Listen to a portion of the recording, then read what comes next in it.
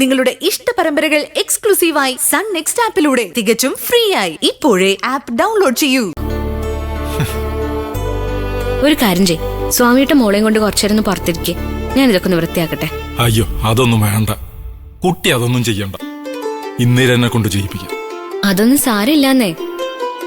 ഇനി മുതല് ശ്രുതിമോളുടെ എല്ലാ കാര്യങ്ങളും ഞാൻ നോക്കിക്കോളാം. മോളെ, സ്വാമിയേട്ടന്റെ കൂടെ ഒന്ന് പുറത്തേക്ക് ഇരിക്കും. ഒരു 10 മിനിറ്റ് ചെല്ല.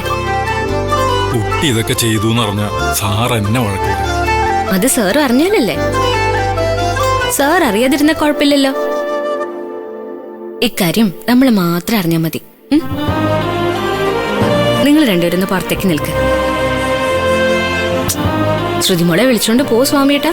എന്നാ പിന്നെ കുട്ടിയുടെ ഇഷ്ടം പോലെ അങ്ങോട്ട് നടക്കണം.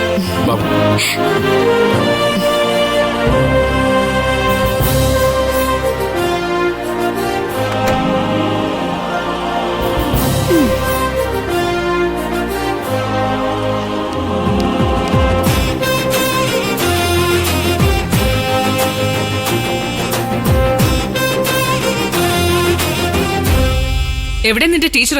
ടീച്ചറിന്റെ റൂമൊക്കെ അറേഞ്ച് ചെയ്തോണ്ടിരിക്കുക. അവള് വീട്ടു ജോലിക്കാരിയാണോ അതോ നിന്റെ ടീച്ചറോ? അമ്മേന്റെ ടീച്ചറിനെ കുറ്റം പറയണ്ട.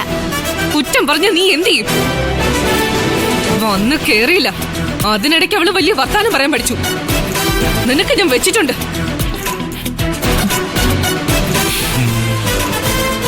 അത് ഏറ്റു.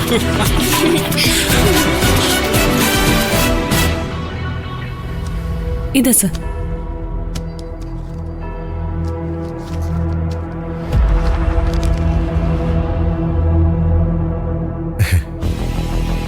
സുധിയുടെ വൈഫിന് ഈ ജോലി കൊടുക്കണമെന്നായിരുന്നു കമ്പനി മാനേജ്മെന്റിന്റെ തീരുമാനം.